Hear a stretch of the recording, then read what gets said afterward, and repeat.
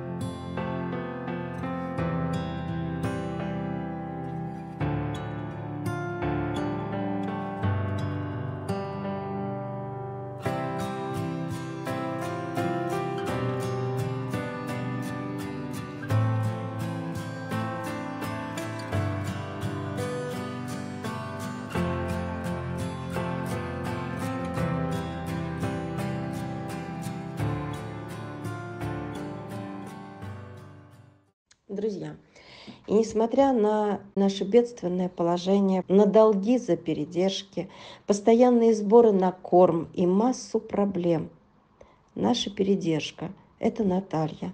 На неделе не прошла мимо, сжалилась, забрав сначала одну с заправки, ненужную, красивую, несчастную собаку, а потом другую в возрасте, выкинутую из-за старости, без передних зубов, в ошейнике собачку. Искала она еду на помойке. Сразу забрала домой, отмыла. Собаки не могли наесться. Как же они выдохнули, почувствовав себя в заботливых руках и в безопасности. И вот еще два хвоста, два рта появились на передержке, которых надо кормить. Поэтому нам всегда нужна ваша помощь, ваша поддержка. Пристраиваются у нас одни, как сразу появляются другие. Брошенные, усталые, голодные, никому не нужные. И если мы не спасем, то они погибнут. Они никому больше, кроме нас, не нужны. Друзья, помогайте, пожалуйста, помогайте нам. А теперь наш малыш Крош. Он остается до сих пор в стационаре. Обследование закончено, проблемы его ясны. Это щитовидка, не вырабатывается нужный гормон, и пить ему в дальнейшем таблетки тироксин, а также дисплазия тазобедренных суставов. Это тоже не мешает ему жить, ничего не болит. Подтвердили также его карликовость. Но вот такой вот он у нас особенный. Видимо, это проблемы генетического характера, как сказали доктора. И мне совсем его некуда забирать. Может, кто готов, откликнитесь, пожалуйста. Хотя бы на недельку. А потом вопрос решим. Крош, он спокойный, проблем не доставляет. Ему всего лишь давать один раз таблеточку в день. Друзья, и информация по зайке. Она находится в стационаре. Первые обследования ей сделали. Позвоночник в плачевном состоянии. Крови в мочевом пузыре нет. Предстоит дальнейшее обследование и консультация непосредственно у хирурга и прочих специалистов, которые будут ее, возможно, оперировать. Напомню, у Зайки есть другой куратор. Будем держать вас в курсе. Спасибо за помощь Зайке. Будет оплачен счет за стационар этих дней сразу, как выставят его в клинике. Спасибо всем, друзья.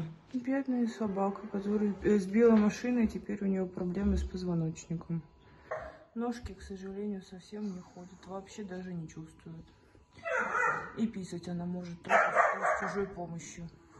И какать тоже. Нежнейшая собака, нежнейшее создание. Передвигается только на передних лапках. Я от всего сердца благодарю всех, кто помогает жить хвостиком. Ваши просмотры, лайки и комментарии – это тоже помощь. Я прошу вас ставить на просмотр плейлист. И, конечно же, примите огромную благодарность за финансовую поддержку.